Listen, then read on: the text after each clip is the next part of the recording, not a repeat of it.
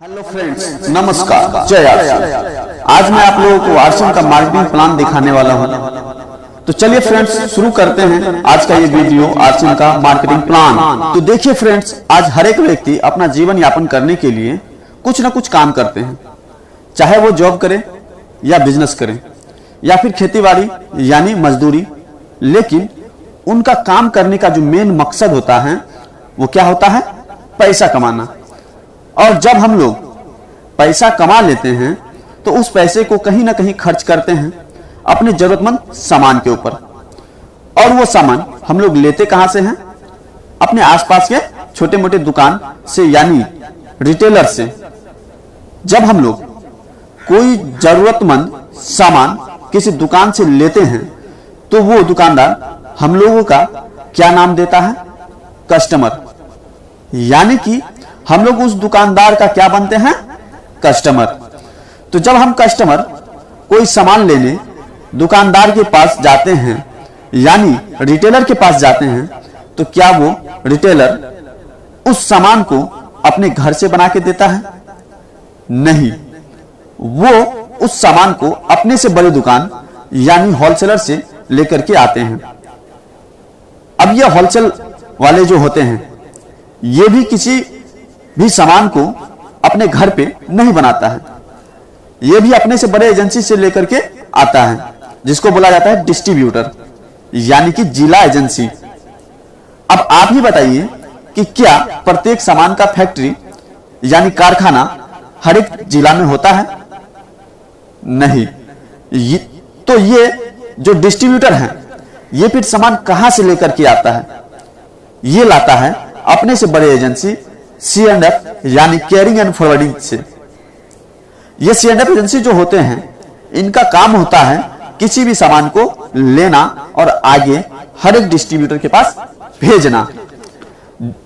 अब ये C&F agency जो होते हैं ये कोई भी सामान को कहां से लेकर के आता है?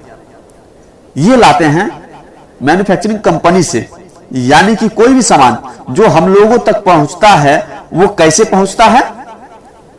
तो देखिए, कंपनी में सामान बनने के बाद वहां से C&F एजेंसी लेते हैं और फिर C&F एजेंसी से डिस्ट्रीब्यूटर लेते हैं, उसके बाद डिस्ट्रीब्यूटर से होलसेल वाले लेते हैं, तब जाके होलसेल वाले से रिटेलर यानी छोटे मोटे दुकानदार जो होते हैं वो लेते हैं। उसके बाद हम कस्टमर बन के वो सामान रिटेलर के पास से लेते हैं। इसके बाद भी जो कंपनी होती है वो चुप नहीं बैठती है, वो कस्टमर से डायरेक्ट रिश्ता बनाने के लिए टीवी में प्रचार करवाती है यानी कि ऐड करवाती है। तब जाके कस्टमर को ये पता चलता है कि बाजार में कोई नया सामान आया है और फिर उस सामान को हम लोग खरीदते हैं। तो अब आप लोग एक चीज ये बताइए कि हम लोग अगर MRP रेट पे कोई भी सामान 100 रुपए में खरीदते हैं तो क्या वो सामान कंपनी में 100 रुपए में ही बना होगा? तो नहीं। तो देखिए, कंपनी में जब भी कोई भी सामान बनती है तो बनने के बाद वो सामान MRP रेट से 50% में बिक जाती है। उसके बाद ये C&F वाले जो होते हैं ये करोड़ों रुपए का पूंजी लगा करके बैठे होते हैं, तो ये भी अपना 10% मुनाफा लेती है।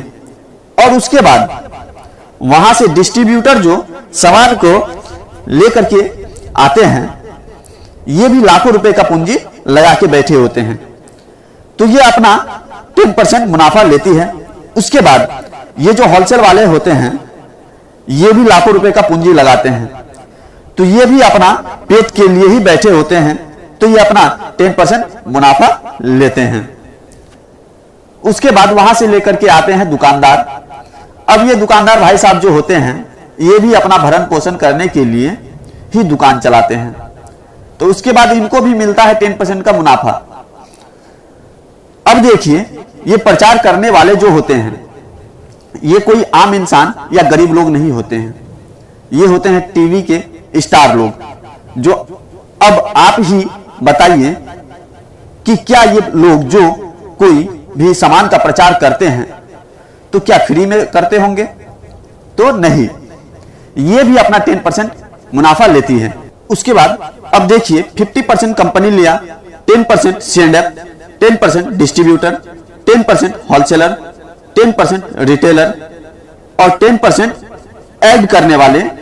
तो इस प्रकार से कस्टमर तक कोई सामान पहुंचते पहुंचते 100% का हो जाता है। तो अब एक चीज ये देखिए कि कंपनी का काम है सामान को बनाना और कस्टमर का काम है सामान का इस्तेमाल करना। तो क्या इन बिचौलियों के पास जो हमारे मेहनत का 50% रुपया जो जाता है, तो ये सही है या गलत?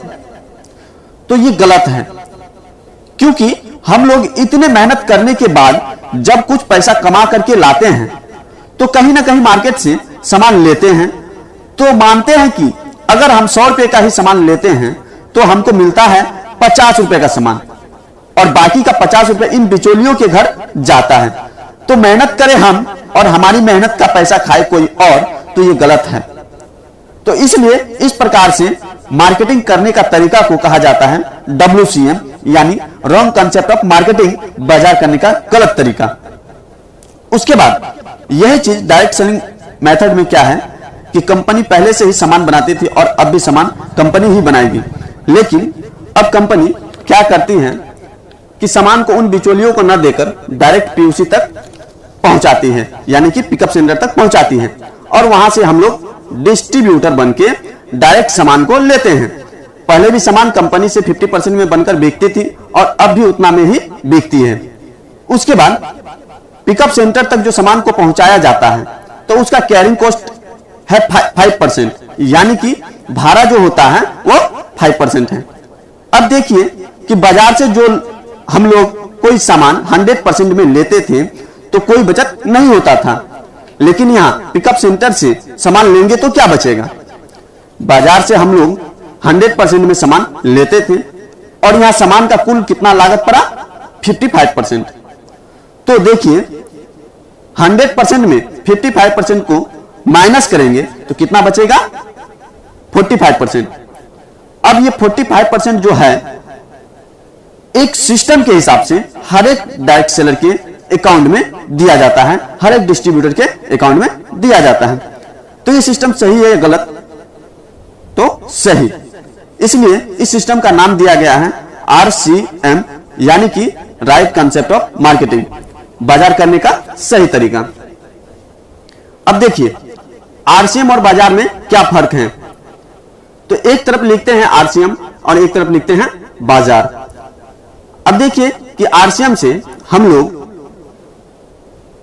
कोई भी सामान खरीदते हैं तो हम लोगों को हेल्थ का 100% गारंटी मिलता है, क्योंकि यहां कोई भी सामान जो मिलता है वो 100% ओरिजिनल प्रोडक्ट मिलता है। बाजार में हेल्थ का कोई गारंटी नहीं होता है। उसके बाद RCM से सामान लेने पर मिलता है पक्की बिल। इससे यह साबित होता है कि RCM का सामान 100% ओरिजिनल है। बाजार में यह भी नहीं मिलता है, क्योंकि यहां ओरिजिनल का गारंटी ही नहीं है।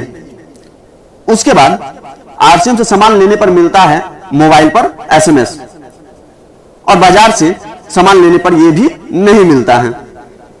उसके बाद RCM से सामान लेने पर मिलता है 10% से 20% कैश डिस्काउंट, चाहे आप एक ही सामान क्यों ना खरीदें। बाजार में आपको यह भी नहीं मिलेगा। उसके बाद RCM का सामान इस्तेमाल करने पर मिलता है इनकम। बाजार में आपको यह भी नहीं मिलेगा, क्योंकि बाजार से सामान खरीदेंगे तो पैसा जाएगा, लेकिन RCM से सामान खरीदेंगे तो कुछ ना कुछ पैसा आएगा बच के। उसके बाद RCM गवर्नमेंट की गाइडलाइंस को फॉलो करती है। बाजार की कंपनी गवर्नमेंट की गाइडलाइंस को फॉलो करती है या नहीं आप जानते ही हैं। उसके बाद RCM का सामान इस्तेमाल करने से मिलता है आपको एक अनोखा बिजनेस करने का अपॉर्चुनिटी। बाजार में भी आप बिजनेस कर सकते हैं, लेकिन बाजार का बिजनेस करने के लिए चाहिए आपको मोटा पूंजी यानी पैसा। उसके बाद चाहिए टाइम। उसके बाद आपको मिलता है रिजल्ट, चाहे वो प्रॉफिट हो या लॉस। लेकिन आपको RCM बिजनेस करने के लिए मोटा पूंजी की आवश्यकता नहीं है और न ही ज्यादा टाइम का। आप इसे पार्ट टाइम भी कर सकते हैं। उसके बाद यहां आपको मिलता है रिजल्ट। वो भी प्रॉफिट में, लॉस का कोई भी गुंजाइश नहीं। उसके बाद अगर आप आरसीएम बिजनेस करते हैं तो आपको मिलता है रॉयल्टी इनकम, जो बाजार का बिजनेस में है ही नहीं।